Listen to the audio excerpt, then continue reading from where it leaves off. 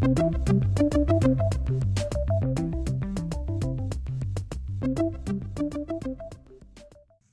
you for joining us today, and congratulations for taking an hour to pay attention to your own self-care.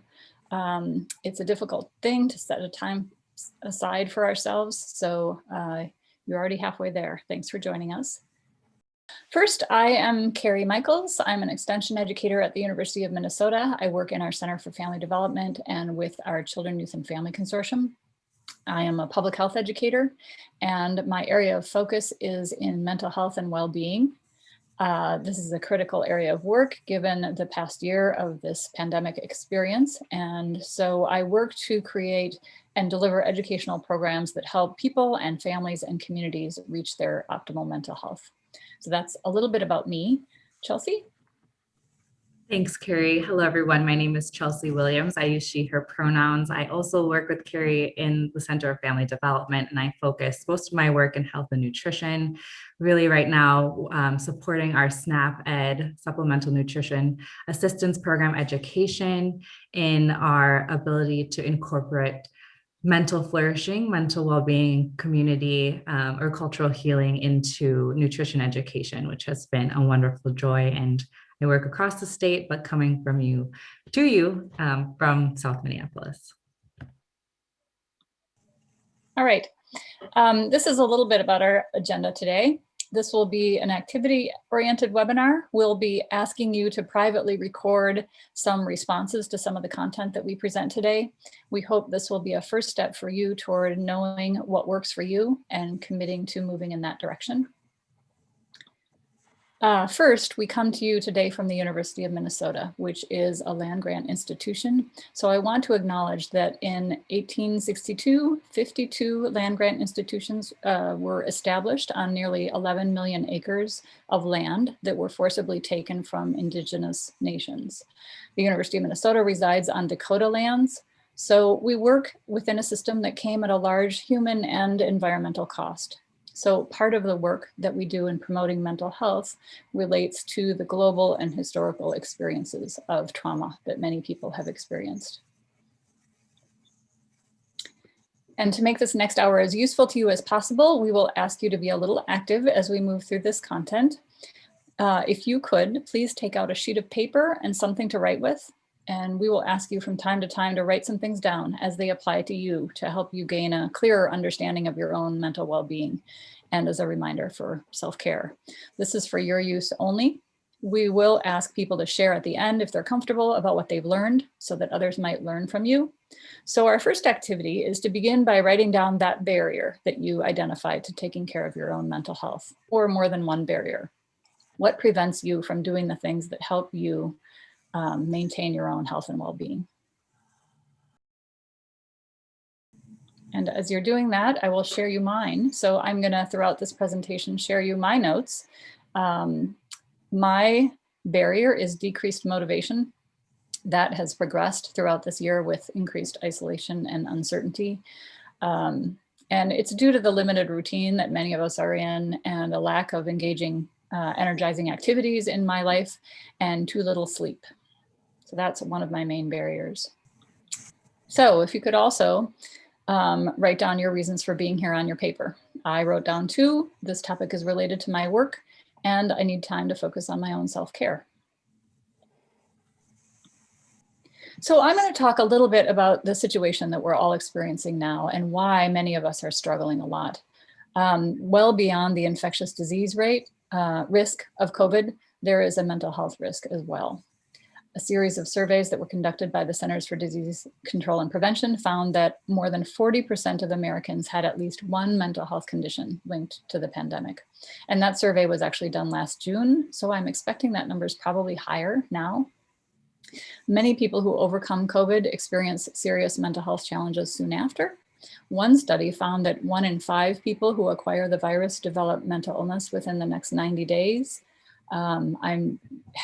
I'm not sure what that number is and if that's been verified by other studies, but whatever the risk, we know that it's higher for people at this time. And then people of color have borne a disproportionate share of both the physical and mental health toll of this pandemic. They have experienced more sickness, more hospitalizations, more deaths, more suicides.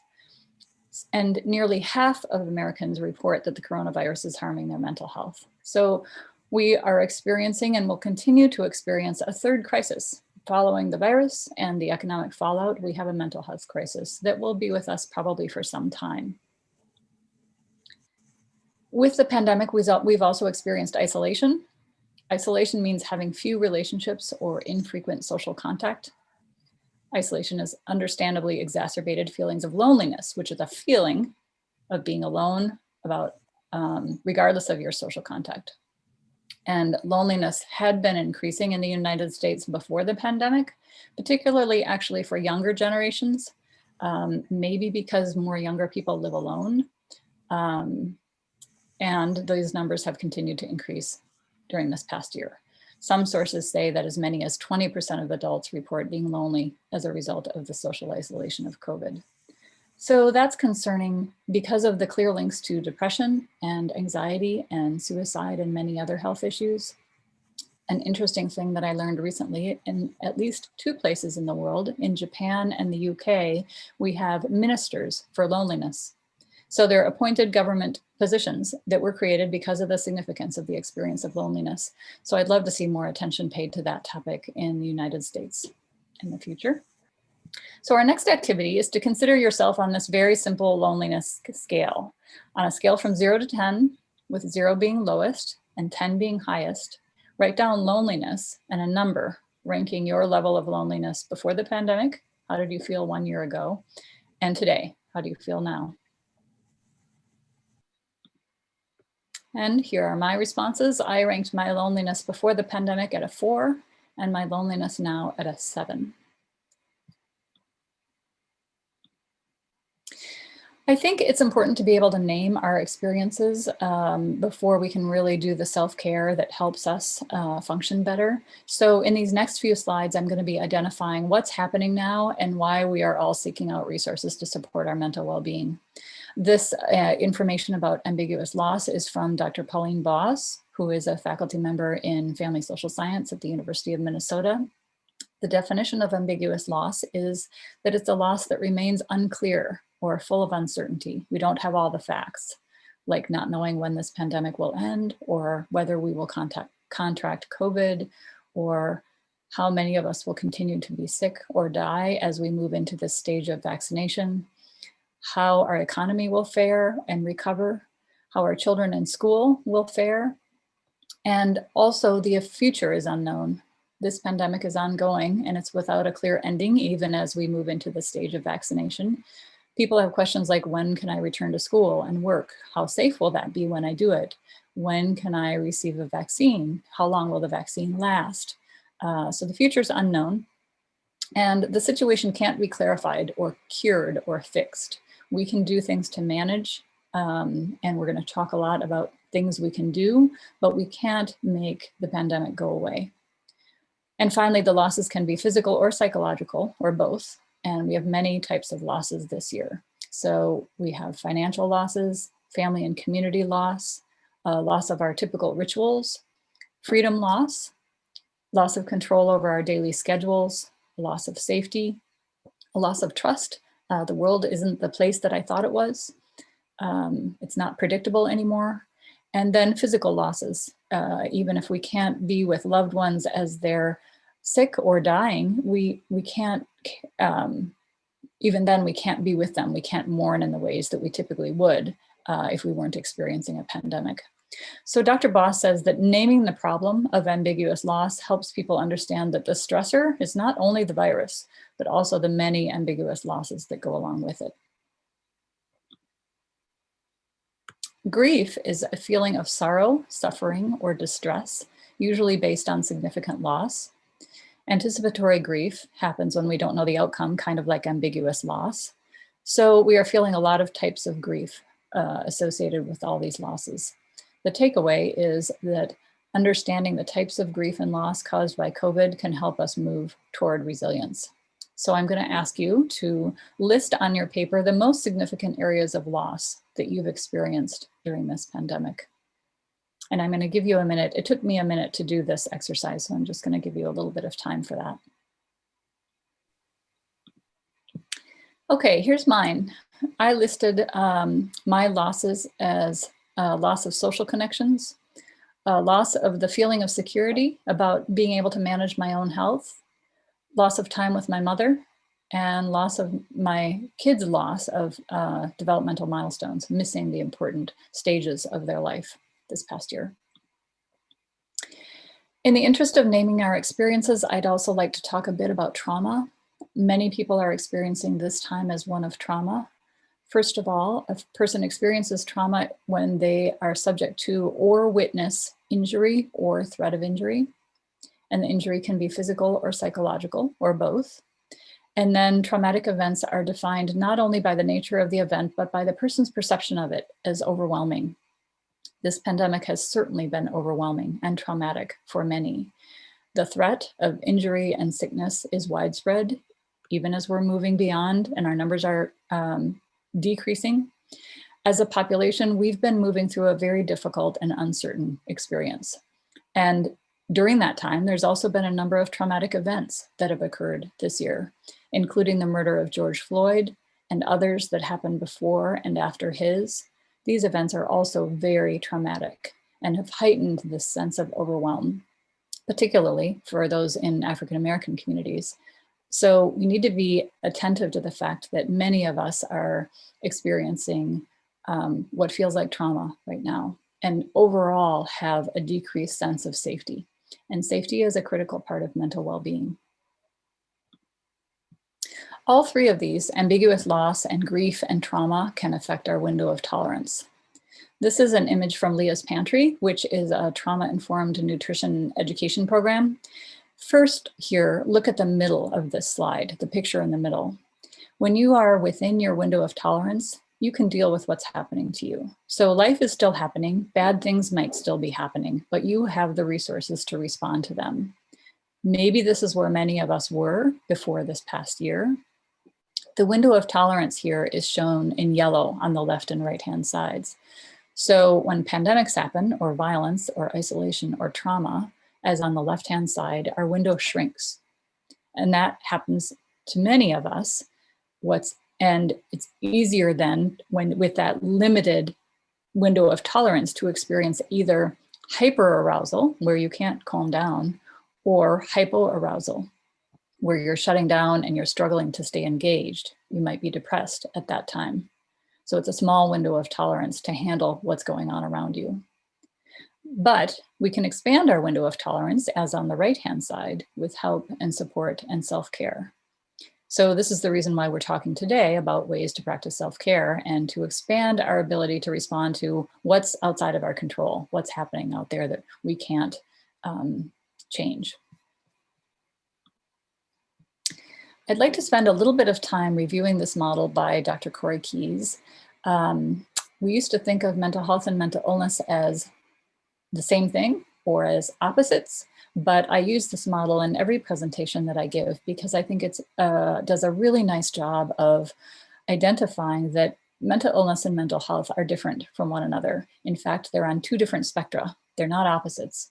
So on the horizontal axis here, we have illness, either severe mental illness on the left or no mental illness on the right. And then on the vertical axis, we have functioning, either poor mental health functioning on the bottom or optimal mental health functioning on the top. So this divides the population into several different quadrants. And we move around all through our lives, depending on what our experiences are. So we have people who are in quadrant 1. They have good mental health and no mental illness, and we call that flourishing. There are people in quadrant 2. They have severe stress on their mental health, but they don't have a mental illness, and we call that languishing. The people in quadrant 3 have severe stress on their mental health and they have a mental illness, so they are languishing with mental illness. And then the people in quadrant 4 have good mental health with a mental illness, so they're flourishing, and they also have a mental illness diagnosis. They probably have a lot of supports in place that help them function well and flourish in spite of that. So this is called the dual continuum model of mental health. And it reminds us that a person can experience a significant struggle without illness. Those are the people in quadrant 2. or good mental health with illness. And those are the people in quadrant 4. And I think sometimes we forget about those two groups of our population. This model also introduces the idea of mental flourishing, which is the top half. So this discussion today is really about helping people move up toward flourishing, whether or not they have a diagnosis. So I'm going to ask you to participate in the next stage of our activity. Think for a moment about where in this picture you fall right now. And remember that this is temporary. You might think about where that dot has moved in the past year, but for today, for right now, where do you think that you are in this model? And you can just make a little dual continuum on your paper and just identify yourself with a dot. This is where I put myself. I put myself a little bit in the languishing section, not way down in the bottom at all, but not quite flourishing at this point. So speaking of flourishing, if we're going to help people move up, we have to know when we're successful. So what is flourishing?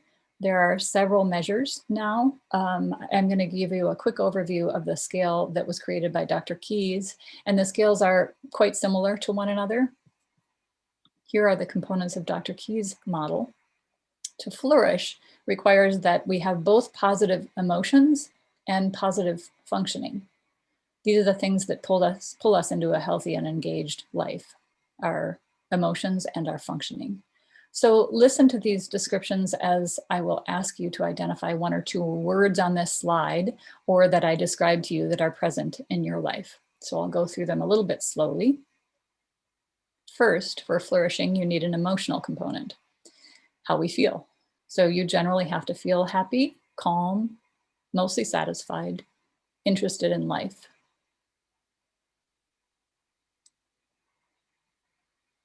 Second, you need a psychological component, which has to do with how we function as an individual.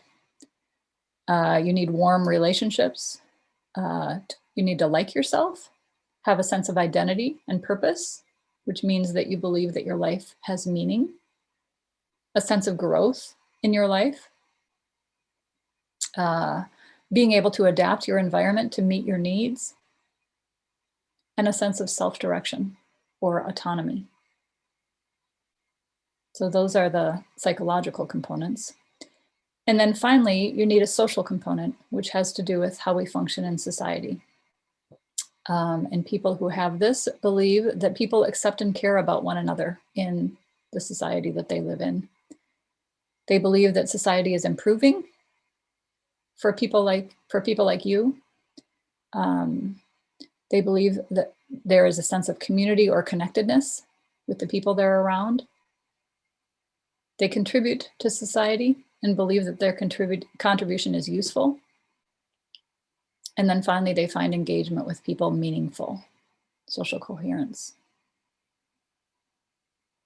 So this measure is actually based on the measure for depression. And so it's a similar set of requirements that people need in order to be determined mental flourishing. And we need one of the emotional components and 6 of either the psychological or the social components here. So when we look at this, clearly there's a lot more that we can do besides help people manage illness. We can do a lot to promote wellness. The next stage in our activity is to identify what from this list is present in your life. Can you name a couple of mental flourishing components that are present for you? And I will share mine. I identified that I have warm and trusting relationships. Even as I'm isolated this year, there are people that I can call on. And then I belong to a community, more than one actually, that accepts me and also that I can find virtually and call upon if I need them. Resilience is a concept that's related to mental flourishing. So I introduce it here because it gives us another lens to care for ourselves during this pandemic. The definition is the capacity to prepare for, adapt to, and grow through trauma or disruption or loss. This definition acknowledges that stress and adversity is a precursor to resilience. And also that resilience isn't just bouncing back, or as some people like to call it, bouncing forward after facing an adversity, but also the ability to be prepared for adversity and to grow as a result of it. So it's important to remember that the most common response to trauma and adversity is resilience. Often when we think of trauma and adversity, we think of struggle, we think of loss, we think of damage. The most common response to trauma and adversity is resilience. So eventually with work, we tend to develop into resilient beings by facing adversity in our lives. I like this quote that I included here and the handbook that it came from, which is called the COVID-19 Mental Health Handbook. Experiencing joy requires work and practice. It is a habit formed by seeking out the things, people, and activities that give you profound joy. So developing resilience requires work, and it fluctuates over time. The more we seek out and practice the things that bring us joy, the more likely we are to flourish in the midst of the experiences of this pandemic. But functioning isn't all dependent on the individual either. So far, I've been talking about individual methods of self-care, individual experiences of this pandemic. This image comes also from Leah's Pantry, and it reflects how to create trauma-informed systems or environments. And I think it's relevant to us because of the importance of using this trauma-informed lens as we manage this pandemic and learn to heal. And it reflects how self-care happens within a context of other needs in warm and trusting relationships and in healing communities. So a little bit about each of these levels. First, creating your authentic self is not about perfection, and it's not about engaging in therapy necessarily, although it can be. It's not about doing self-care that is expensive and timely, but it is about promoting those three areas of mental flourishing: emotional, psychological, and social functioning. So you can begin by reflecting on where you are and what you need. That varies from person to person, depending on their situation and their interests and their desires. What's important is to value self-care, to set an intention and set aside time to practice it. And Chelsea will share some specifics that we hope will help you re-energize during this time. The second level, compassionate relationships are also a form of self-care. Remember that social functioning is part of mental flourishing, and that's critical during this time of isolation. As I mentioned earlier, higher levels of depression and anxiety are happening now during the pandemic, partly because of isolation and loneliness. So engaging with others helps us thrive and heal. So that's one important source of self-care. And then these first two steps help us create healing communities that all of us need. Healing is something that individuals can work toward, but whole communities can also experience healing, just as whole communities can experience stress and trauma. So Chelsea will talk a little bit more about that too. My last slide has a bigger picture of mental well-being within a societal context. This is an ecological model which shows the levels of influence within a person's life. It reflects research that shows connections between your mental health and all kinds of things in each circle here: relationships, organizations, communities, policy, and society. So if you were to place yourself in the inner circle here, your mental health is determined by individual factors like biology and life experience and your own stress response. We tend to focus on those, over-focus on those actually a lot when we're thinking about mental well-being.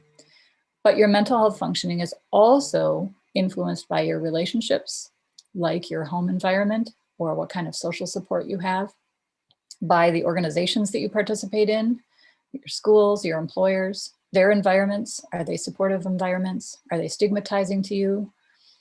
The communities that you live in, housing and neighborhoods. Is your housing overcrowded? Is the neighborhood welcoming to you, for example? The policies that in your community, are policies in place that support your mental well-being? How about mental illness treatment? Do they allow you to manage your mental health needs?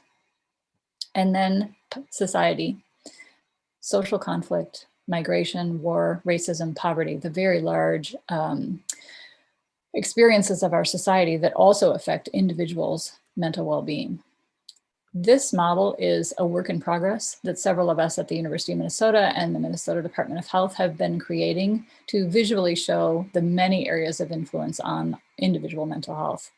And this points out not only the breadth of research about mental well-being, and there's much more than is shown here, but also that there's many, many points of intervention, no matter our role or our setting. So while today is about self-care, keep in mind that we each sit within this larger context that influences how we're doing all the time. I am going to stop sharing my slides and turn this over to Chelsea. Thank you, Cari. And I do see, Cari, just our discussion around mental well-being and thinking about the number of different concepts that and factors that are important in our lives to be mentally well. I personally was journaling alongside and definitely have some good notes to think about as we continue this conversation. So we're transitioning a bit to thinking now about revisiting some strategies that we already have, thinking about some new strategies that we can consider to take care of ourselves and others. And I'm sure that many of us have some understanding of self and collective care, definitely heard this term maybe more frequently recently. And again, I think it's important, as Cari said, to acknowledge that we have collectively been living through a number of different challenges that have been new to us, a pandemic for nearly a full year, some of us experiencing or continue to experience racism or community unrest, experiencing high levels of exhaustion, toxic stress, sadness, and other emotions. So it's completely understandable if we do not have that same level of energy or motivation to thoughtfully care for ourselves as we have once before. So we are going to look a little bit more closely at some strategies to think about some small changes that we can do in our day-to-day, and give you an opportunity to think about what may work best for you. And as we transition, Cari and I always love to incorporate some self-care strategies. And what I'm realizing now is I don't think I shared my sound. So I'm going to have to reshare for us here 1 second so that we can thoroughly engage in this practice. But what we find definitely beneficial with grounding practices is that it allows us to be present in the moments that we're in, to refocus and really to pause and set intention. So some of you may have seen this brief 1-minute video from calm.com. I love the nature and the sound, and it's going to guide us in a short breathing exercise. It'll allow us to breathe in, hold, and then breathe out. So I will play it now, give you an opportunity to follow alongside as we continue in our presentation. So here we go.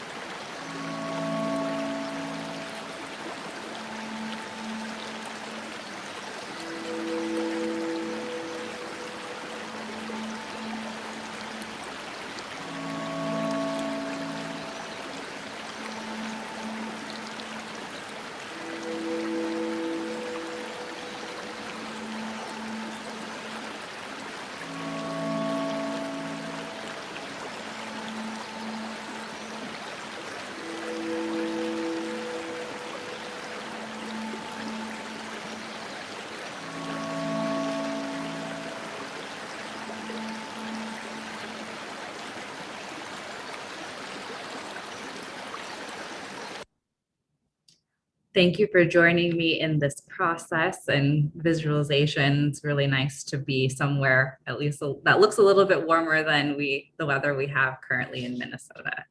So we will move forward to think about healing through culture, which is an important conversation to have as we consider the conversation around self and collective care. And some of us may be familiar with this concept, but really there's an extensive relationship that culture has on our ability to be well, to heal, to feel resilient. And we could spend a lot of time here, but we thought it was important just to introduce this concept to all of you today. So when we think about culture, we can think about practices, we can think about food and language and customs and medicines. And it's also important to note that when we're talking about culture here, we're not only thinking about culture being defined as racial or our ethnic identity, but that also our culture could be where we feel the most comfortable, where we feel safe. And the fact that we can really belong and identify with a number of different cultures. So we can think about, again, our values, our spiritual beliefs, the things that we enjoy to do on a day-to-day basis. And I'll share an example from my partner who used to be a professional skateboarder and really identifies very intimately with the community and the culture around skateboarding. So just a few things to consider. And I'll also share a little bit deeper about our racial and ethnic cultures as well. So participation in traditional practices can, of course, be a part of our long journey in healing and recovery and taking care of ourselves. And especially for those of us who may be far removed from our racial and ethnic backgrounds and identities through migration, both willing or forced, and some of us who have had these practices stripped from our communities. It's really a way of reconnecting to cultural practices to allow us to thrive and be mentally well. So as I shared here, culture helps us define the activities that we want to engage in on a day-to-day basis. So how we look at or consider taking care of our physical, mental, emotional, social, spiritual well-being, our cultures really help pave the way on the activities that we choose to engage in every single day. We also know that our traditions can help define and create the communities that we are in, which, as Cari has talked about before, the importance of our social and emotional connection and developing relationships plays a major factor in our ability to be holistically well. And we also know that culture and community helps us make connections to ourselves, to others, to the world, to find purpose and meaning in life, and to also feel a strong sense of belonging. So just sharing a little bit here, we know that there are many benefits to engaging in our communities, exploring our culture. And I want to acknowledge as well that we can explore healing strategies from cultures that we do not identify with. And of course, there are many best practices of how to do so, especially engaging in activities that we find meaning in, connection to, and purpose in those practices, and supporting healers from the communities where these practices originate in. So as part of our journaling experience, I'm going to invite you now to think of a personal example of how you currently engage in cultural healing practices in your daily life, or even how you see yourself engaging in these practices to aid in your journey of mental well-being. And as you think about your personal example, I can share one of mine. I have two cultures that I have been connected to throughout my life in a number of different ways, and currently wanting to be have a deeper connection with my family and my culture and tradition. So I am learning one of the languages of my cultures, and also studying some traditional medicines that have been part of my family's history for many generations. And that's just one example I'm sharing with you, and I'll give us a few more seconds to think about your example as you write it down on your sheet of paper. We are going to think a little bit more about some self-care strategies. There's 3 areas that are known as the 3 R's: regulate, relate, and reason, that were developed by Dr. Bruce Perry originally to help children regulate emotions and to process sensory information.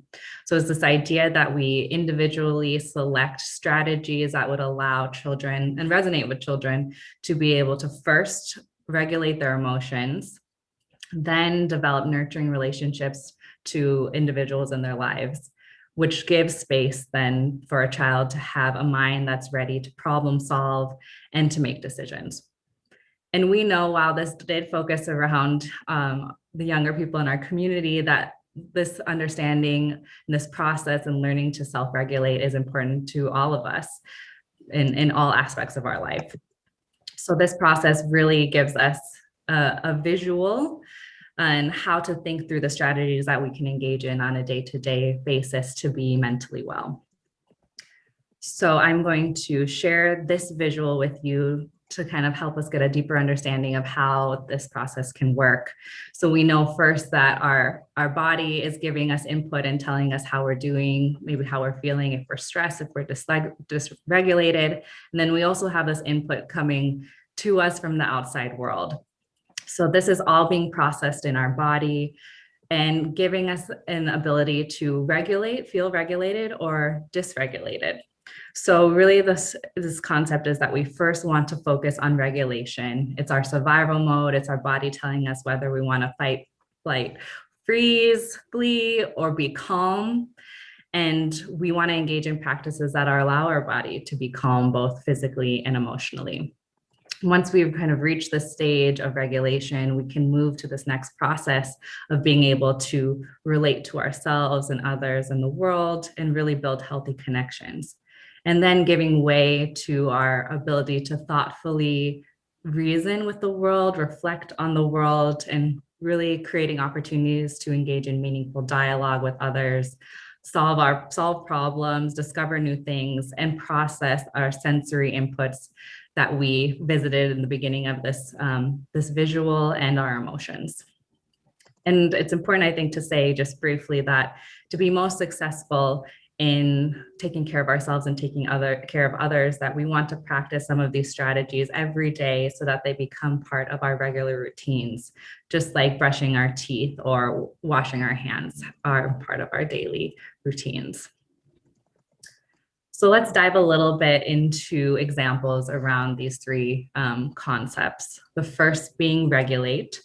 So we know that this could be a number of different activities, of course, and I will just share them here. They allow us to pause in our days, to set intention, to refocus, and to really be in the present moment, which in turn allows us to get into our bodies, to feel safe and prepared for the things, many things that we need to do in our days.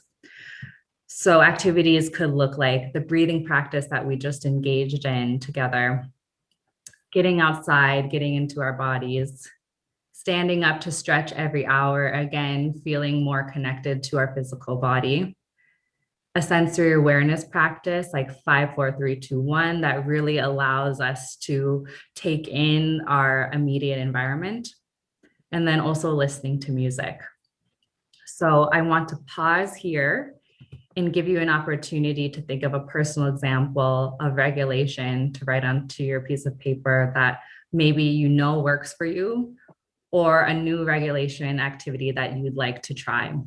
So I'll give us a few moments to pause here as you write that down. Okay, we will move next to relate. So we know the importance of nurturing our relationships, developing social and emotional connection, needing to feel a sense of belonging and a sense of community. So of course, there are many different strategies that we can do to obtain these feelings of security. One being planning intentional, thoughtful time with our loved ones. And of course, this will look different for all of us as we continue to experience this pandemic. It could be spending time with those in our immediate homes, or virtual time or distance time with those who live a little bit further away from us. Also scheduling a check-in with a colleague, someone that we work very closely with, and really truly asking, how are you? And giving opportunities for that individual to share and for you to share as well. We talked a little bit briefly about reconnecting to our traditions, being able to have a deeper understanding of maybe our cultural practices or our community as a way to relate to our world. Sending letters to friends, I know is an example that I've heard a lot of people engaging in as we want to continue to support our relationships. And also signing up for educational emails, which is something that I've been doing to just keep grounded and connected into experiences that individuals are going through in our world. And again, I'm going to pause here for you to write an example of how you'd like to engage in relationship and connection, or the things that you're already doing to do so. And then our last area here is reason. So again, when we are at this stage, we're able to reflect and discover and inquire and practice skills, put these skills into action and make some change. So these activities, of course, are just a few examples that we can think about, but journaling our emotions, our thoughts, the things that we want to keep with us, positive and negative throughout the day, preparing a meal, one, getting in touch with your environment, the food that you're preparing, cooking, consuming for yourself and for those that you love, learning a new skill, reading. And really this time allows us to name our emotions, to understand what we're feeling and why, and then kind of what can we do with that information. I'm going to pause again here for you to think of a personal example of how you would engage in an activity that allows us to reflect and discover and inquire. And I think it's important to say, as you're thinking and finishing up writing some of these things down, these strategies down, that there is overlap here. So a lot of these processes are related, strategies can be related, and it's something that we want to go throughout the day. So we want to think about this regulation, this feedback as a process that we engage in every single day. And I know I shared many different activities and strategies that we can consider and engage in, and that in itself can be overwhelming. And I want to just emphasize here really the importance of focusing on regulation, focusing on pausing, listening to what our body tells us it needs. It may need water, it may need to stretch, it may need to talk to somebody. That first step of really regulating our body, listening to what it's telling us is a really good place to start to help us to figure out where to go next. And that we want to praise ourselves for small things that we accomplish, especially in these times of high stress, because what may normally have worked for us in the past may not be working for us now, and that we want to find a way to keep exploring what resonates with us and what may help. We're going to pause one more time for you to think about one action that you could take within the next week to find renewed energy to continue to take care of yourself and others. So I invite you now to think about this action and to write it on your piece of paper. So as we are finishing our time together today, I wanted to share this resource that Cari put together. It gives you some additional strategies that you can take to take care of yourself as we continue to experience isolation. Here are some other ways that you can connect with us through Facebook, Instagram, and other social media platforms. And Cari and my email addresses if you have any other questions after our presentation today. And thank you all. I really enjoyed this visual that Cari shared with me, that self-care is not selfish. It is definitely important, and we want to think about how we can engage in taking care of ourselves every single day.